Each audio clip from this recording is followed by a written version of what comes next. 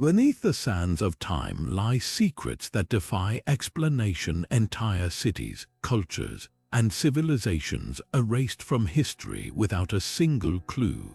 Some left behind crumbling monuments, others only whispers in ancient texts. But one question haunts us all. How could societies with advanced knowledge, vast cities, and thriving populations simply vanish? Today, we're uncovering 30 of history's most baffling disappearances, from the sunken streets of Atlantis to the silent ruins of the Indus Valley. These aren't just stories of the past, they're riddles waiting to be solved. What happened to the builders of Göbekli Tepe, a temple so ancient it predates the pyramids by thousands of years? Why did the entire Mayan civilization abandon their gleaming cities overnight? And who were the mysterious sea peoples who toppled empires only to disappear without a trace? Strap in, we're diving deep into the shadows of forgotten worlds. Long before the pyramids of Egypt or the palaces of Mesopotamia, one of humanity's earliest urban cultures flourished along the banks of the Indus River. Picture a civilization so advanced, its cities boasted grid-patterned streets, multi-story brick homes, and even intricate sewage systems, all while Europe was still in the Stone Age. The Indus Valley people built wonders like Mohenjo-Daro, a metropolis where thousands thrived with public baths, granaries, and a writing system we still can't fully decipher. Yet by 1900 BC, their bustling streets fell silent. What wiped out a society this sophisticated? Some point to the shifting course of rivers starving their farmlands. Others blame catastrophic climate shifts, monsoons that failed, or temperatures that soared. Then there's the darker theory, raiders from the north leaving ruins but no records. The truth, we're still piecing it together. One thing's certain, their disappearance wasn't just an ending, it's a warning written in clay and dust about how even the mightiest civilizations can fade into the wind. On the island of Crete, a civilization thrived in brilliant color while much of Europe still clung to the Bronze Age.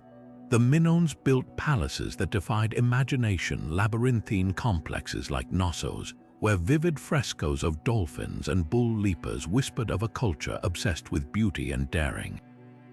Their cities had flush toilets, advanced drainage systems, and artwork so lively it feels modern even now. For centuries, they dominated Mediterranean trade, their ships carrying olive oil and saffron across the waves. Then, around 1450 BC, the lights went out, the grand palaces burned, the writing stopped, and the bull leapers vanished.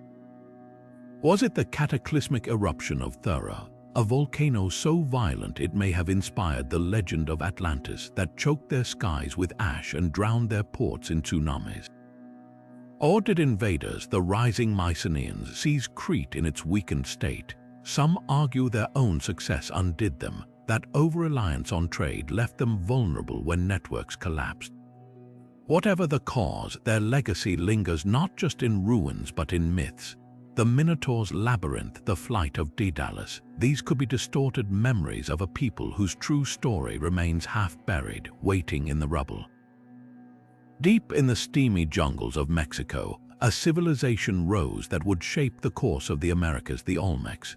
Often called the mother culture of Mesoamerica, they carved cities from the wilderness and left behind artifacts that still baffle archaeologists. Their most striking legacy, towering stone heads, some weighing over 20 tons, each wearing an expression so distinct they seem like portraits of forgotten kings. But how did a people without metal tools quarry and transport these monoliths? That mystery pales next to their sudden collapse around 400 BC. Some blame volcanic eruptions that choked their fields with ash. Others point to rebellion. Perhaps the working class rose against the rulers who demanded those colossal monuments. Whatever the cause, their influence didn't die with them. The Olmecs gave the Maya their calendar, the Aztecs their ball game, and left a blueprint for every culture that followed. Meanwhile, nearly 5,000 years earlier and far to the north, another mystery unfolded. The Clovis culture, named for the distinctive spear points first found in New Mexico, once ranged from Alaska to South America. These Ice Age hunters chased mammoths across land bridges now drowned by rising seas, mastering survival in a frozen world. Then, roughly 12,800 years ago, they vanished almost overnight. One chilling theory suggests a cosmic catastrophe, a comet or asteroid impact that triggered wildfires, plunged the planet into a mini ice age and wiped out entire species. Arrowheads lie buried beneath a dark layer of sediment some call the Black Mat, a possible smoking gun from this extinction event. Yet questions remain. Did the Clovis people die out, or did they adapt, becoming the ancestors of indigenous tribes we know today? Their disappearance marks one of prehistory's greatest enigmas, a cautionary tale about how fragile even the hardiest societies can be when the sky itself turns against them. Cutting through the harsh deserts of modern-day Jordan, the Nabataeans carved an empire from sheer rock and ingenuity. Unlike other civilizations that vanished suddenly, their story is one of brilliant adaptation and quiet absorption. At their peak, they controlled crucial trade routes, funneling spices, silks, and incense between Arabia and the Mediterranean. But their true masterpiece wasn't just wealth, it was survival in a land that seemed determined to reject life. Petra, their rose-red capital, still takes your breath away. Imagine a city where temples and tombs aren't built but revealed, chiseled directly into towering cliffs. But the real genius lies beneath your feet. In a region where rain might fall just once a year, the Nabataeans engineered a hydraulic marvel, intricate channels, cisterns, and dams that captured every precious drop. They turned a desert into an oasis, supplying pools, fountains, and even an underground swimming chamber for their elite. Yet by the 4th century CE, their distinct identity blurred. The Romans, ever the imperial absorbers, rolled Petra into their empire. Was this a disappearance or a transformation? Some argue the Nabataeans simply traded their autonomy for Roman stability, their water tech and trade savvy now serving new masters. Others point to a slower fade. Earthquakes crippled their infrastructure, while shifting trade routes sapped their economic lifeblood. What lingers isn't just the haunting beauty of Petra's facades, but a lesson in resilience. The Nabataeans didn't collapse, they evolved until even their name dissolved into history's current. Perhaps that's the quietest kind of vanishing act, not a fall, but a melting like water into sand. Stretching across what is now Romania, Moldova, and Ukraine, the Cucuteni-Trypillia culture built settlements so vast they rivaled cities, yet they thrived over 7,000 years ago, long before the pyramids. Picture clusters of hundreds, even thousands of homes, some 2 stories high, arranged in concentric circles with wide communal spaces. These weren't just villages, they were proto-cities, home to tens of thousands at a time when most of Europe lived in scattered huts. But what's truly baffling isn't how they lived, it's how they left. Every few generations, entire settlements were deliberately set ablaze, reduced to layers of ash and fired clay. Archaeologists find painted pottery, intricate figurines, and even house walls vitrified by intense heat, yet no signs of war or panic. Were these fiery farewells part of a ritual, a way to purify and renew? Or did they believe the flames would carry offerings to the gods? Then, around 2750 BCE, the burning stopped. The culture itself began to unravel. Some point to the arrival of horse-riding nomads from the steppes, their mobility and weapons overpowering a society rooted in farmland. Others blame a drying climate, pollen samples show forests receding, grasslands taking over, and harvests possibly failing. Could a people who mastered fire as ceremony have met their end when nature turned the heat too high? Unlike other lost civilizations, the Cucuteni-Trypillia left no grand monuments, just echoes in the earth, charred floors, goddess figurines with exaggerated hips, and pottery swirled with spirals, symbols of a world you will never fully grasp. Their disappearance wasn't sudden but slow, like embers cooling after a final, sacred flame. While the Minoans dazzled with their art and grace, their successors ruled with sword and fortress. Enter the Mycenaeans, a warrior culture whose hilltop citadels still loom over Greece like stone sentinels. These were the men who may have inspired Homer's tales of Agamemnon and the Trojan War, their palaces packed with bronze weapons, gold death masks, and clay tablets inscribed in Europe's oldest known writing, Linear B. Their world was one of conquest and control, where towering, cyclopean walls so massive later Greeks thought only giants could have built them, protected storied halls like Mycenae and Tarim. Yet for all their military might, their fall was shockingly swift. Around 1200 BCE, as fires gutted palaces across the Mediterranean, the Mycenaean strongholds crumbled too. Some blame the shadowy sea people's seaborne raiders who toppled empires from Anatolia to Egypt. Others see clues closer to home: climate change withering crops, earthquakes shaking foundations, or revolts by overtaxed peasants against their opulent rulers. What's certain is that Greece plunged into a 3-century dark age where writing vanished and populations plummeted. Curiously, their legacy didn't die. The Mycenaeans passed their stories to bards, weaving them into the epic of the Iliad.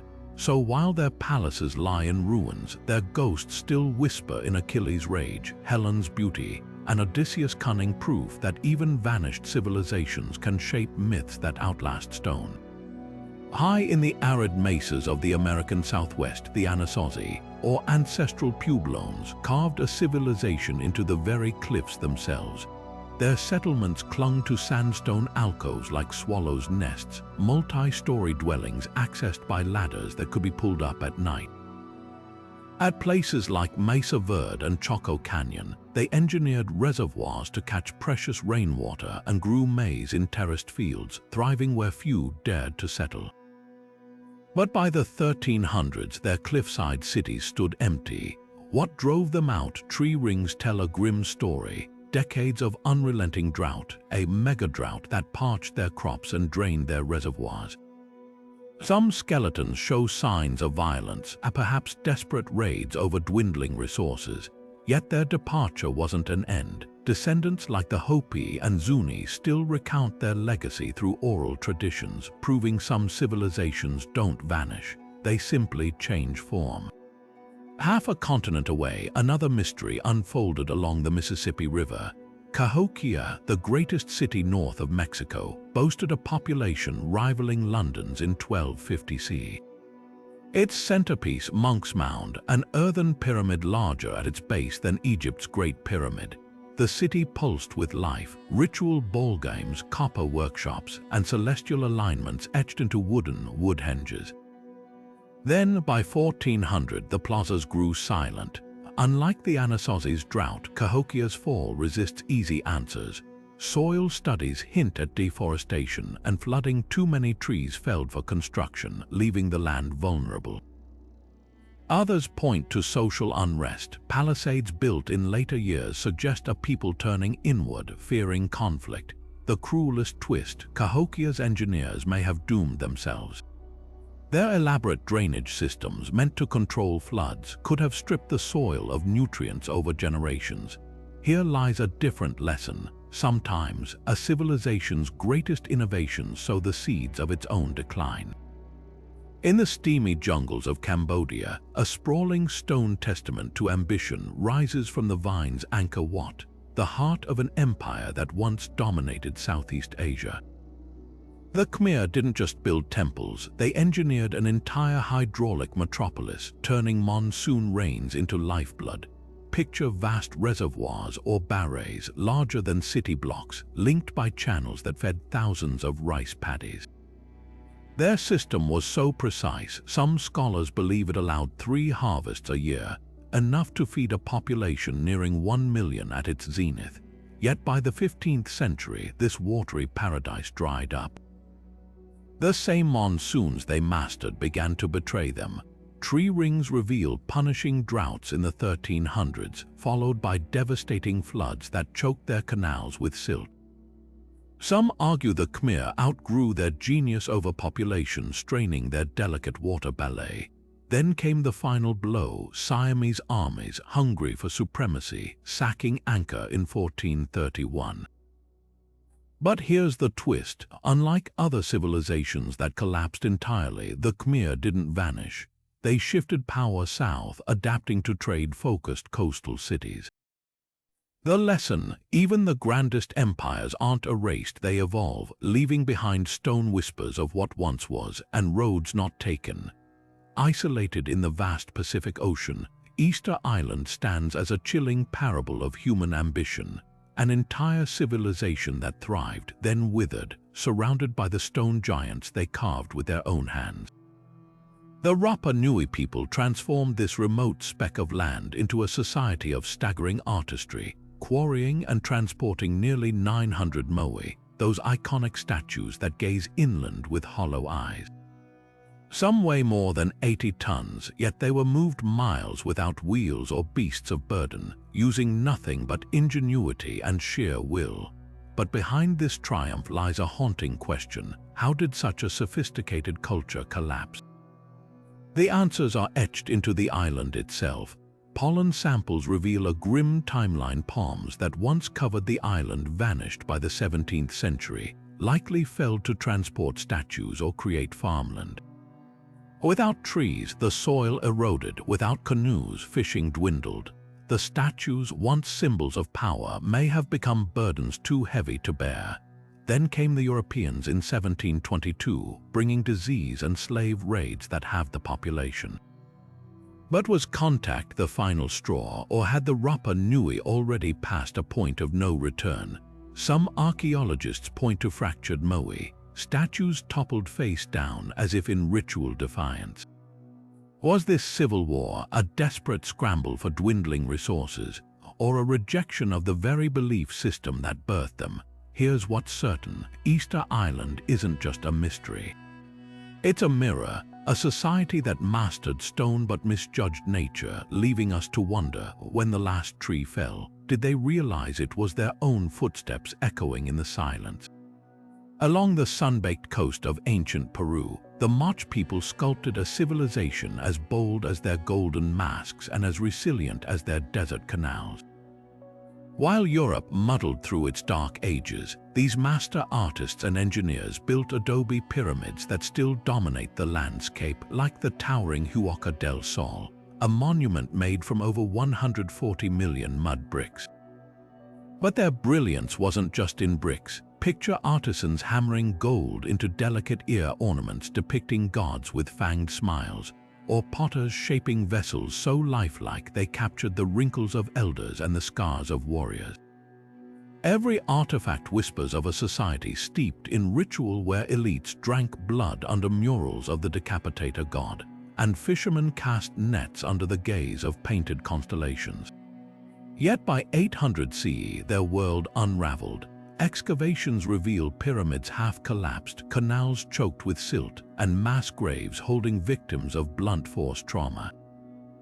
What shattered this glittering empire? Some point to El Niño's fury, catastrophic floods that tore through their irrigation channels, then gave way to drought, starving fields they'd fed for centuries.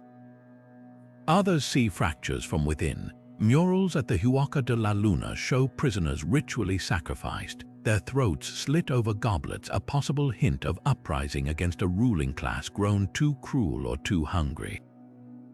The cruelest twist: their downfall might have been foreseen. Mach pottery often depicts drowning figures and torrential rains, as if their artists sensed the coming deluge.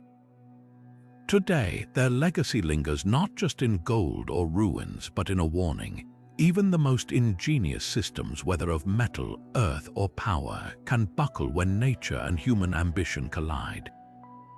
Nestled high in the Andes, where the air thins and the sky feels close enough to touch, the Tiwanaku people carved a civilization from stone and sheer will. Their capital, perched near the shores of Lake Titicaca, was a marvel of engineering: monolithic gateways aligned with the stars, subterranean temples echoing with rituals, and raised fields that turned the harsh altiplano into a breadbasket. The Tiwanaku didn't just survive at 12,000 feet. They thrived, their terraced agriculture supporting a city of perhaps 40,000 souls. But around 1000 CE, their world began to crack. Tree rings tell a story of decades-long drought, a climate shift so severe it starved their fields and drained their reservoirs. Some researchers believe their very ingenuity doomed them. Their sprawling irrigation networks may have sucked Lake Titicaca dangerously low, collapsing the delicate balance they'd mastered. Others point to social unrest. The grand temples were abandoned mid-construction, as if faith itself had run dry. What remains is a haunting question. How could a culture that bent the highlands to its will vanish so completely, leaving only whispers in the wind and stone giants gazing at empty plazas?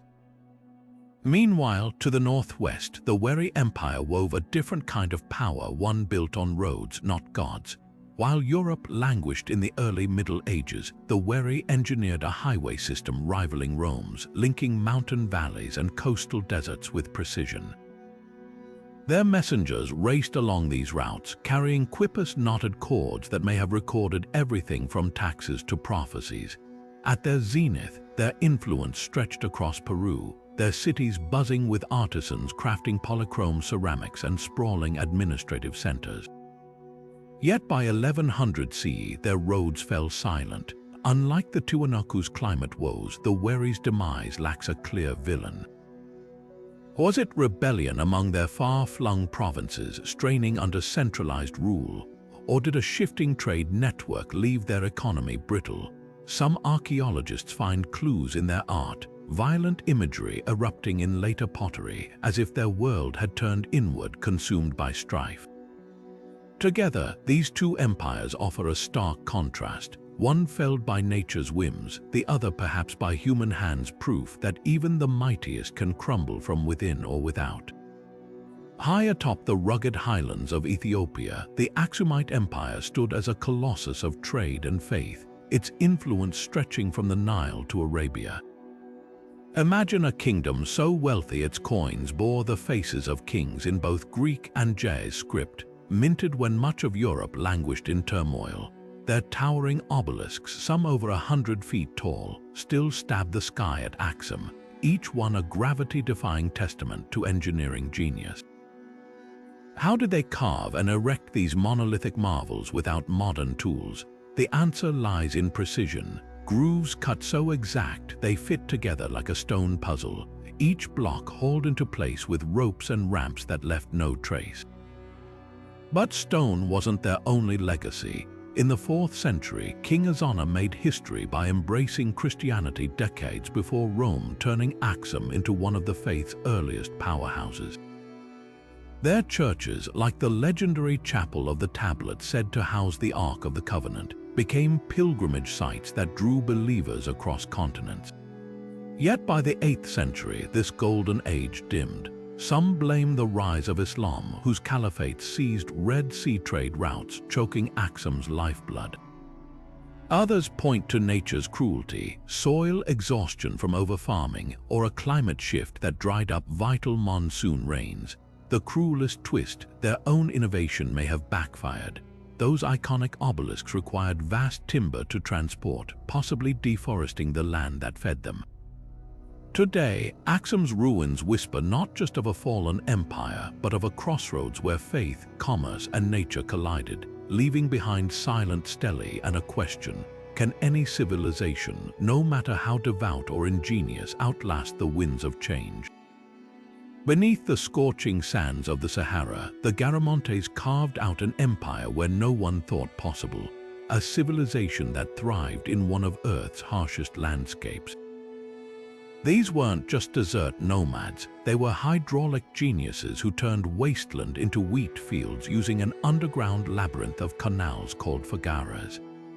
Picture tunnels stretching for miles, silently funneling water from ancient aquifers to the surface, allowing cities like Jerma to flourish where only rock and heat should reign. At their height, their kingdom boasted Roman-style forts, bustling markets trading gold and slaves, and even chariots racing across dunes, proof that water, not just swords, could build an empire. Yet by the 5th century CE, their oasis strongholds emptied. The culprit, a slow but relentless adversary, their own success. Every fagara they dug drained the fossilized groundwater beneath them, a resource that took millennia to accumulate but mere centuries to exhaust. As the water tables dropped, the desert pushed back, swallowing farms and forcing towns into silence. Some historians suggest another blow, regional trade routes shifting north, leaving the Garamantes isolated in their dwindling paradise. Unlike other civilizations felled by invasion or catastrophe, theirs was a quiet unraveling, a lesson written in sand. Even the most ingenious systems have limits when nature's ledger runs dry. What lingers today isn't just ruins, but a haunting question. Could the Garamantes have survived if they dug fewer canals, traded more wisely, or read the desert's warnings sooner? Their story isn't just about disappearance, it's a mirror for our own age of dwindling resources, where the line between innovation and overreach blurs with every drop. Centuries before the rise of great West African empires like Mali and Songhai, a culture of visionary artists and ironworkers left behind a legacy etched in clay, the Nok. Flourishing in what is now Nigeria around 1500 BCE, these master craftsmen sculpted terracotta figures with an almost modern sensibility, elongated faces, intricate hairstyles, and eyes that seemed to peer across millennia. Their sculptures weren't just art, they may have been sacred objects used in rituals or to honor ancestors. But what's truly astonishing is their innovation beyond clay. The Nok were among sub-Saharan Africa's earliest iron smelters, forging tools and weapons that shaped the region's technological leap forward. Then, around 500 CE, their fires went cold. The kilns stopped producing those haunting figures, and their villages slipped into silence. Unlike other civilizations felled by invaders or natural disasters, the Nok's disappearance hints at a slower unraveling. Soil studies suggest deforestation, centuries of charcoal production for iron smelting may have stripped the land bare. Without trees, erosion would have choked rivers and starved fields. Some theories point to a shifting climate, with unpredictable rains disrupting their agriculture. Or perhaps their society simply fractured, as neighboring groups adopted their iron tech without the cultural ties that bound the Nok together. What remains is a paradox, a people advanced enough to shape metal and immortalize faces in clay, yet vulnerable to the very resources that fueled their brilliance. Their terracotta heads, often unearthed by farmers' plows, now sit in museums, silent witnesses to a question that lingers: can innovation, no matter how groundbreaking, outlast the land that sustains it? In the rugged highlands of Anatolia, where the earth seems to breathe fire from volcanic vents, the Hittites forged an empire that rivaled Egypt and Babylon. These masters of war and diplomacy commanded chariots clad in iron, a metal so precious at the time. Their kings wrote anxious letters to allies begging for shipments. Their capital, Hattusa, wasn't just a city, it was a fortress of cyclopean walls and lion gates, where treaties were etched into clay tablets in both Hittite and Akkadian, the diplomatic language of the age. One such tablet, the Treaty of Kadesh, survives as history's first recorded peace accord, struck with Pharaoh Ramses II after a clash of chariots so epic, both sides claimed victory. Yet by 1200 BC, Hattusa's gates stood empty. Archaeologists find no ash layers or mass graves, just abandoned buildings and smashed royal seals, as if the city was ceremonially closed. The culprits, a perfect storm. Climate records revealed devastating droughts that withered harvests across the Near East. At the same time, mysterious raiders called the Sea Peoples ravaged coastal cities, disrupting trade networks the Hittites depended on. But here's the twist: their empire didn't just vanish. Smaller Hittite kingdoms lingered for centuries in Syria, their culture melting into the patchwork of Bronze Age collapse, a slow fade rather than a sudden fall. Meanwhile, to the southeast, another powerhouse rose and fell in near silence, the Mitanni. Though overshadowed by their better documented neighbors, these horse lords ruled a multicultural empire where Hurrian nobles, Indo-Aryan warriors, and Mesopotamian scribes coexisted. Their claim to fame, breeding war horses so prized, Egyptian pharaohs demanded them as diplomatic gifts, yet their downfall is a historian's nightmare. No chronicles boast of their defeat, no ruins scream of conquest. Instead, the Mitanni seem to dissolve, first weakened by Hittite attacks, then absorbed by the rising Assyrians, who erased their name from records. What makes these two disappearances so haunting isn't just the mystery but the contrast. The Hittites left libraries of cuneiform behind, their fate pieced together like a puzzle. The Mitanni only whispers a horse training manual here, a shattered ivory carving there. Together, they remind us that history isn't just written by the victors. Sometimes it's written by whoever survives the silence. In the windswept deserts of China's Xinjiang region, a discovery sent shockwaves through history, perfectly preserved mummies with startling features. Fair hair, high cheekbones, and woolen garments more at home in ancient Europe than Asia. These are the Tarim Basin mummies, some dating back as far as 1800 BCE, lying undisturbed for millennia with their secrets locked in the dry sands.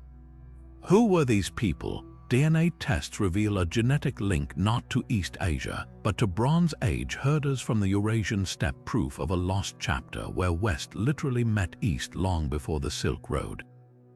They belonged to the Tocharians, a forgotten culture speaking an Indo-European language distantly related to Celtic and Latin. Imagine traders in felt boots bartering jade and lapis lazuli, their wagons creaking along forgotten routes. Their texts, written in a script borrowed from India, whisper of Buddhism and bustling oasis towns like Kucha until Turkic migrations rolled in around the 6th century CE, swallowing their language and identity. What makes their disappearance eerie isn't just their sudden fade from history, but their uncanny preservation. One mummy, the Beauty of Lulan, still wears her felt hat and leather boots, her features so intact she could have died yesterday. Another, the Chechen man, lies with a haunting grin, his red hair and tattoos defying time. These aren't just corpses, they're time capsules of a world where cultures collided and vanished, leaving behind silent witnesses in the sands. Why did they vanish? Some point to shifting trade routes that bypassed their oases. Others suggest the Turkic arrivals didn't just bring new rulers, they brought assimilation, erasing Tocharian tongues from memory. Yet their legacy lingers in subtle ways, traces of their language peppering medieval manuscripts. Their mummies were writing textbooks about how deeply and how early the threads of civilization intertwined. On the sun-baked shores of southwestern Iberia, a civilization glittered with wealth so legendary. Even the Greek historian Herodotus wrote of its splendor, the Tartessians. Picture a culture thriving where Spain and Portugal meet today, their prosperity built on rivers heavy with gold and mountains rich in copper. While most of Europe was still in the Bronze Age, Tartessian smiths were crafting intricate jewelry and tools so advanced, traders from Phoenicia, the Mediterranean's premier merchants, sailed thousands of miles to barter for their metals. Their capital, possibly buried beneath modern-day Hulva, was said to be a marvel of grand temples and bustling ports, where the clink of hammers on copper echoed like a symphony of industry. Yet by 500 BC, the music stopped. No grand battles, no burning cities, just silence, as if the Tartessians packed up their treasures and walked into myth. What happened? Some point to the sudden collapse of their Phoenician trade partners, whose own cities fell to Babylonian conquest. Others whisper of environmental disaster. Sediment cores reveal tsunamis or floods that may have drowned their farmlands. But there's a darker theory too. Scattered Tartessian artifacts bear symbols eerily similar to those of the mysterious sea peoples, raising the spine-chilling question: did these marauders, after toppling empires across the Mediterranean, turn their sails toward Iberia? The few clues left behind only deepen the mystery. A gold belt found near Seville depicts a goddess surrounded by celestial motifs, her face worn smooth by time. Inscribed stones bear a script no one can fully decipher, a language that seems to straddle Phoenician and early Celtic, and then nothing. No mass graves, no ruins, just whispers in ancient texts and metals buried in riverbeds. Perhaps the Tartessians didn't so much vanish as dissolve, their culture absorbed by incoming Celts or Carthaginians, their legacy surviving in the metallic luster of a dagger or the glint of a gold ring. Or perhaps, like Atlantis, a legend some argue was inspired by them. They're waiting beneath the marshlands, daring us to dig deeper. One thing's certain, their disappearance isn't just a gap in history. It's a riddle written in copper and gold, daring us to listen. While Egypt was still centuries away from building its first pyramid, an extraordinary culture was already raising monumental stone platforms along the misty coast of Peru. The North Chico or Carol Soup civilization thrived around 3000 BC, making them contemporaries of Mesopotamia but with a blueprint entirely their own. Imagine a society that built sprawling cities with sunken circular plazas and stepped pyramids, yet left behind no weapons, no defensive walls, and curiously no art.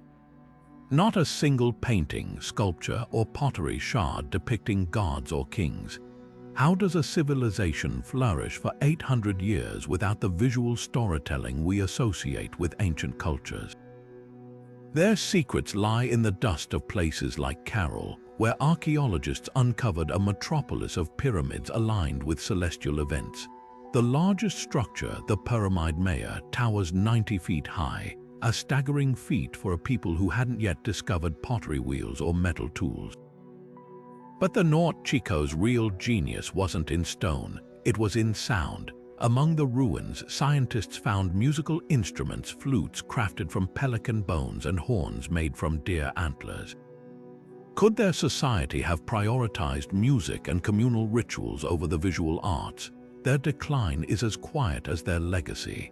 By 1800 BC, the plazas emptied, the pyramids were abandoned, and the music faded.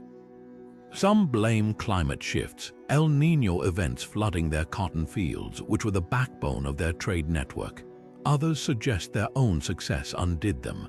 As coastal fishing villages grew dependent on inland crops, a single drought could snap the delicate thread holding their economy together. What lingers is a haunting paradox, a civilization advanced enough to engineer earthquake-resistant architecture, yet so ephemeral they left no faces, no stories, only echoes in the wind, and the lingering question of whether a society needs art to be remembered, or if the stones themselves can sing their history. High atop a flattened mountain in southern Mexico, the Zapotec people built a city that seemed to touch the heavens, Monte Albán. For over 1,000 years, this fortress of temples and plazas dominated the Oaxaca Valley, its stone carvings depicting conquered rulers with eerie, twisted faces known as danzantes. The Zapotec weren't just warriors, they were astronomers who aligned their buildings with celestial events and devised one of Mesoamerica's earliest writing systems. Yet by 800 CE, their once bustling citadel began emptying, not with a bang, but a slow exhale. Unlike other collapses marked by fire or invasion, Monte Albán's downfall feels hauntingly deliberate. The grand ball courts fell quiet, the observatories were abandoned mid-calculation, and the carvings stopped telling new stories. Some blame prolonged drought, forcing people back to the valleys to farm. Others point to internal strife, a ruling class that grew too distant from the farmers who fed them. The most compelling clue, smaller Zapotec centers thrived after Monte Albán's fall, suggesting a power shift rather than a true disappearance. Perhaps the people didn't vanish, they simply walked away from the mountain, leaving its silent plazas to the wind. Meanwhile, to the north, another metropolis met a far more violent fate. Teotihuacan, the city of the gods, was the Manhattan of its day, home to nearly 200,000 people at its peak. Its colossal pyramid of the sun still cast shadows over the Avenue of the Dead, a thoroughfare lined with temples painted in vivid reds and greens. This was a cosmopolitan hub where Maya merchants, Zapotec artisans, and Otomi farmers lived shoulder to shoulder, united under a mysterious ruling class that left no names, only imposing murals of a storm god. Then around 550 CE, the city burned, not accidentally ritually. Archaeologists find smashed statues, defaced altars, and elite palaces reduced to ash. Was this a revolt? The skeletons tell part of the story. Mass graves show signs of execution, their hands bound behind their backs. But who orchestrated this fury? Some suggest drought-starved peasants rising against the elite. Others believe rival city-states like Colula or Xochicalco saw their chance to topple a giant. The eerie parallel: both civilizations didn't truly die. The Zapotec language still echoes in Oaxaca's valleys, while Teotihuacan's ruins became a pilgrimage site for Aztec emperors centuries later. Their legacies remind us that even the grandest cities aren't erased, they transform, their stones whispering to those who still know how to listen. While the Silla Kingdom shines in Korean history as the glittering land of gold, its rise came at the cost of erasing rivals whose stories now whisper only through scattered artifacts. Among them, the Gaya Confederacy, a patchwork of city-states along the Nakdong River, mastered the art of iron before their neighbors. Picture blacksmiths hammering out armor so finely crafted it was traded as far as Japan, while their pottery, adorned with joyful geometric patterns, suggests a culture thriving on commerce rather than conquest. Yet by the 6th century, their independence crumbled, not by war alone but through quiet absorption. Silla's princes married Gaya's princesses, their alliances weaving the confederacy into a larger tapestry until its threads frayed beyond recognition. To the north, the Buyeo kingdom faced a harsher fate. These horse lords of the Manchurian plains once rivaled even Goguryeo in power, their rulers claiming descent from heaven itself. Chinese chronicles describe their capital encircled by wooden palisades, where shamans conducted sky burials, bodies left in trees for the wind to carry heavenward. But when Goguryeo and Silla turned their ambitions northward, Buyeo's warriors found themselves outmaneuvered. By 494 CE, their last king surrendered to Goguryeo, his people scattered like steppe grass in a storm. What makes these disappearances so poignant is not just their silence, but their near erasure. Gaya's ironworks became Silla's arms, Buyeo's rituals blurred into Goguryeo's traditions. Unlike civilizations lost to disaster, these kingdoms didn't collapse, they dissolved, their identities reshaped by victors who wrote the histories. Today, a Gaya crown discovered in a tomb might glint with gold, but its design, unique yet unfamiliar, holds a question. How many other stories lie buried beneath the weight of the winner's legacy? Amidst the vast grasslands of Central Asia, where empires rose and fell like the tides, the Yuezhi galloped into history only to vanish into the footnotes. Originally a powerful confederation of nomadic tribes, they controlled critical trade routes along the Hexi corridor, their wealth built on jade and horses bartered with Chinese dynasties. But their fortunes turned when the fierce Xiongnu Confederation, ancestors of the infamous Huns, drove them westward in a bloody exodus. Imagine entire peoples uprooted, their tents collapsing as hooves thundered across the steppe, a desperate migration that would reshape the ancient world. The Yuezhi's flight became the catalyst for an improbable rebirth. After decades of wandering, they settled in Bactria, modern-day Afghanistan, blending with local cultures while never fully shedding their nomadic roots. There, they transformed from displaced refugees into founders of the mighty Khmer Empire, a realm that bridged east and west along the Silk Road. Under rulers like Kanishka the Great, their coins bore images of Buddha alongside Zoroastrian deities and Greek gods, a testament to their role as cultural synthesizers. Yet for all their influence, the Yuezhi's origins remain shrouded in mystery.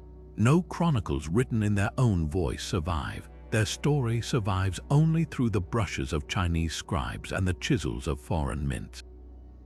Even their name splinters into ambiguity. Were they the Moon People, as some translations suggest, or simply a confederation too fluid to pin down?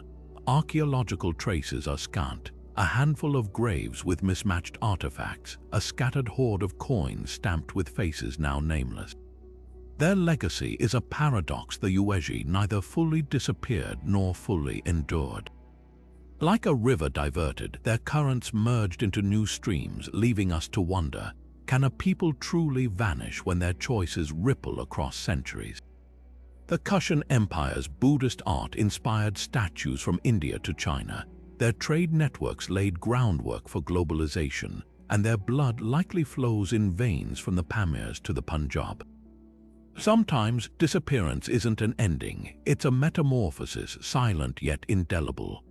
High in the mist-shrouded peaks of Colombia's Sierra Nevada de Santa Marta, a civilization of goldsmiths and mystics carved their refuge from conquest, the Tairona.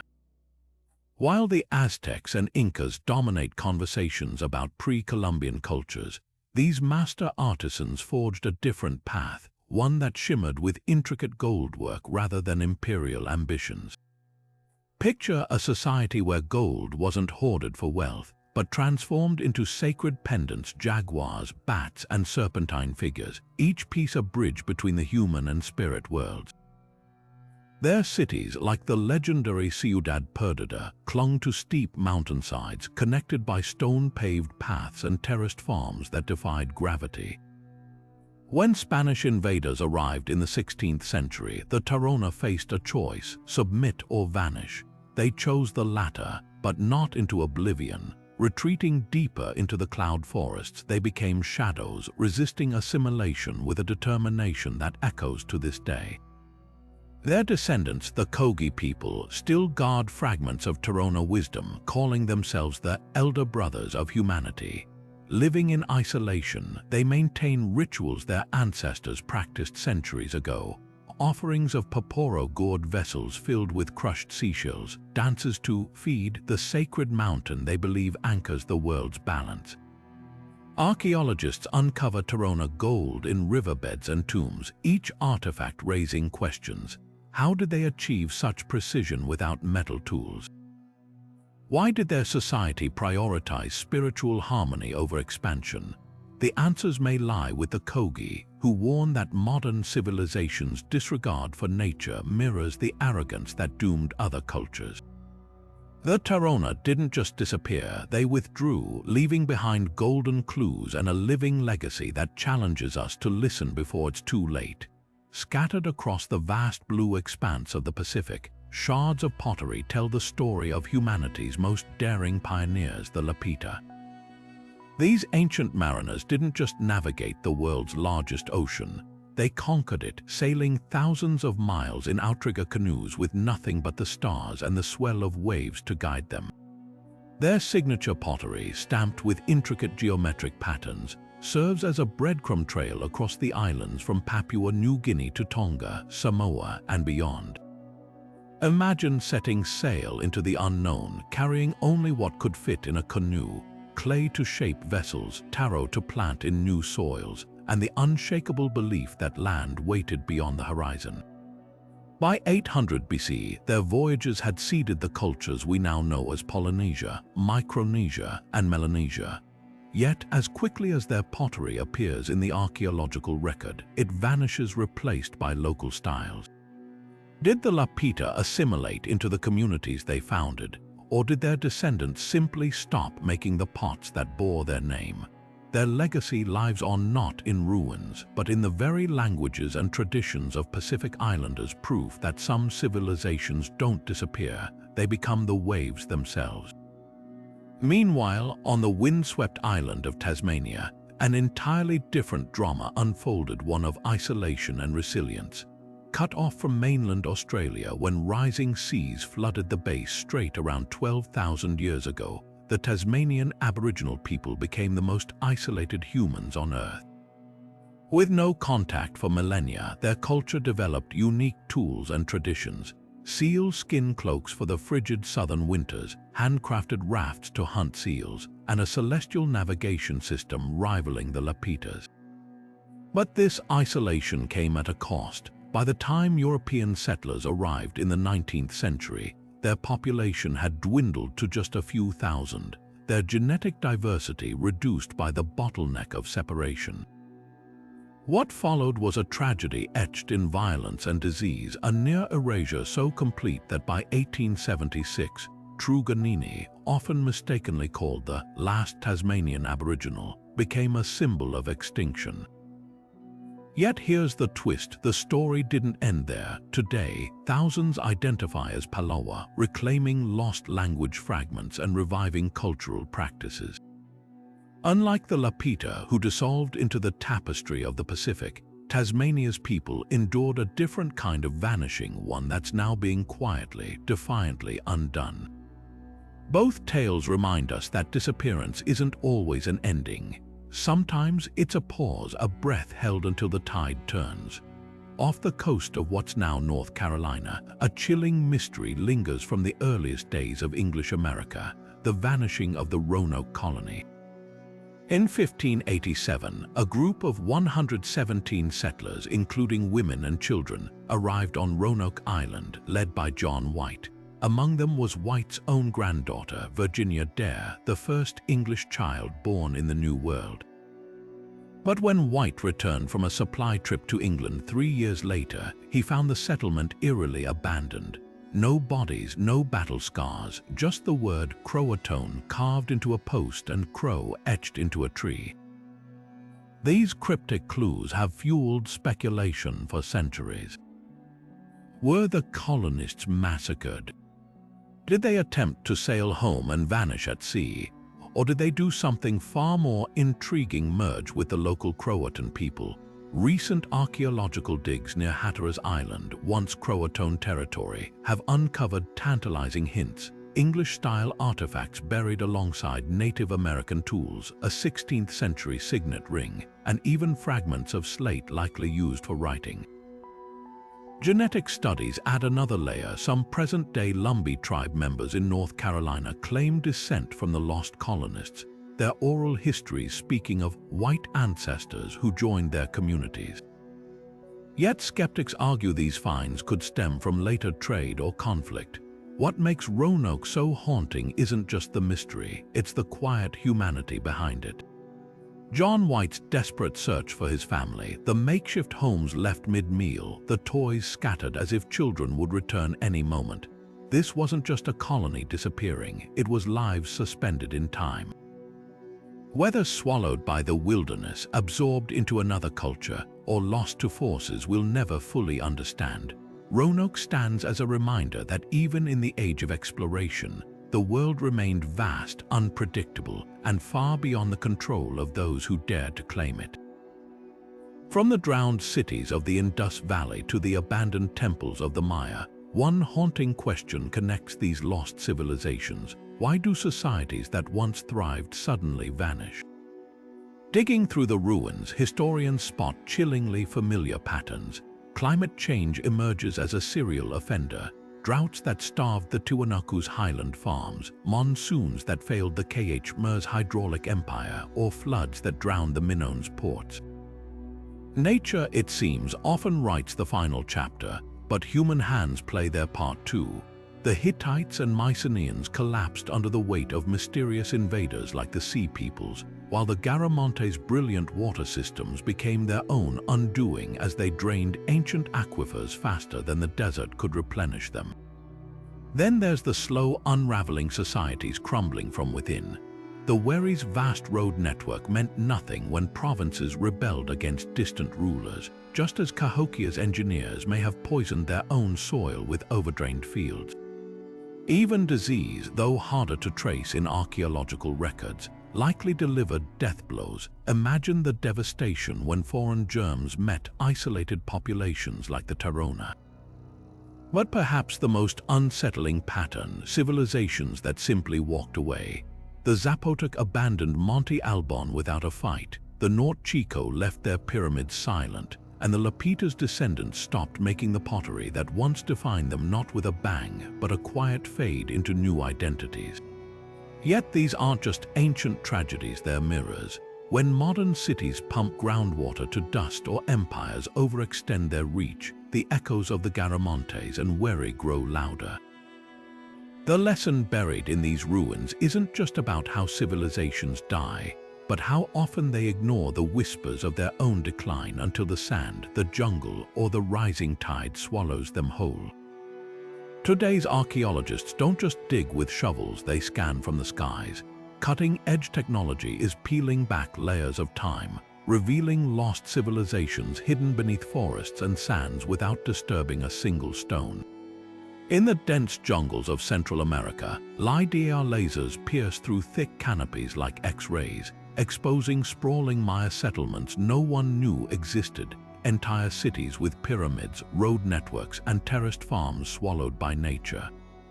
These airborne surveys rewrite history with every scan, proving some societies weren't so much lost as waiting for the right tools to uncover them. Meanwhile, satellites orbiting Earth spot what the naked eye can't.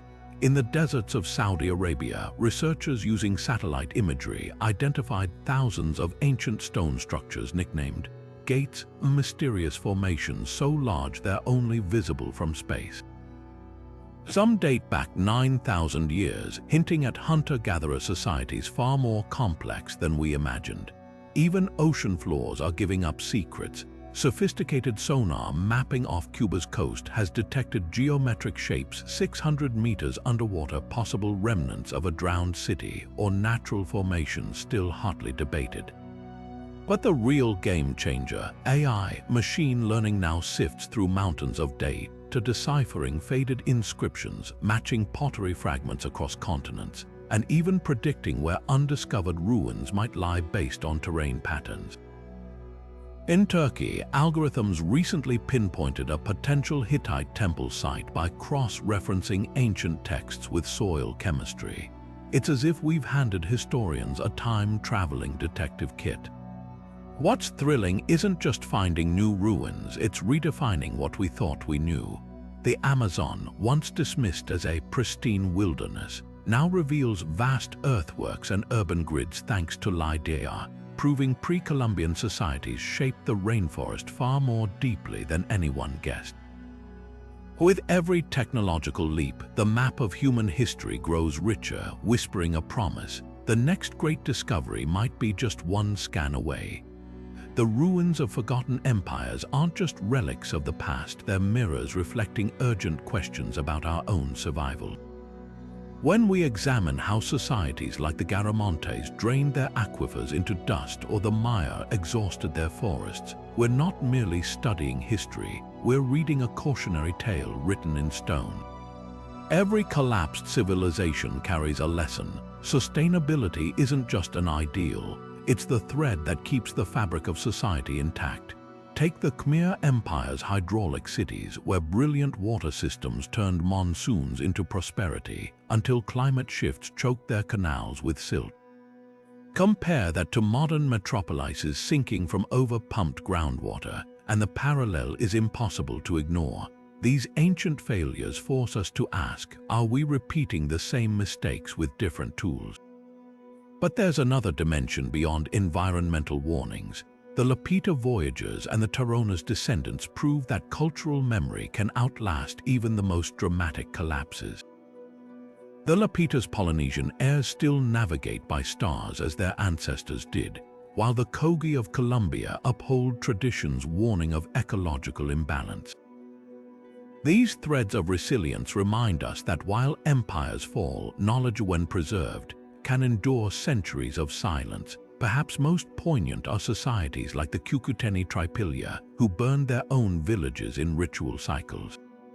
Their deliberate acts of renewal challenge our obsession with perpetual growth. What if disappearance isn't always a failure? Sometimes it's a choice, a reset button pressed by cultures who understood that adaptation is survival. Ultimately, these lost civilizations aren't just footnotes in textbooks. They're stress tests for humanity, showing what happens when innovation outpaces foresight, when power ignores fragility, or when memory fades. Their ruins are classrooms without walls, urging us to listen before we too become lessons for the future. As the dust of centuries settles over these forgotten empires, one truth echoes louder than all the ruins combined. No civilization, no matter how mighty, is permanent. The rise and fall of these cultures isn't just a chronicle of the past, it's a humbling reminder of our own fragility. For all our technology and progress, we're not so different from the Maya astronomers or the Indus Valley engineers, building our futures on foundations we hope will last. And here's the thrilling part: history's book isn't closed yet. Hidden beneath jungles, deserts, and even ocean floors, there are still civilizations waiting to whisper their stories. With every satellite scan and dive into unexplored ruins, we edge closer to uncovering new chapters. Maybe it's a lost city in the Amazon or a sunken metropolis in the Black Sea somewhere. Another great culture is holding its breath, ready to be rediscovered.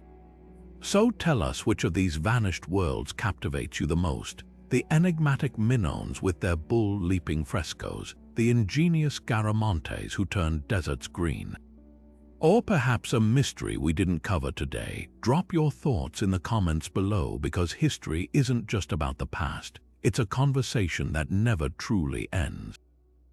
And who knows, the next great discovery might just begin with a theory sparked right here. Until then, keep exploring, keep questioning, and remember, every ruin was once someone's home, every artifact a piece of a life lived.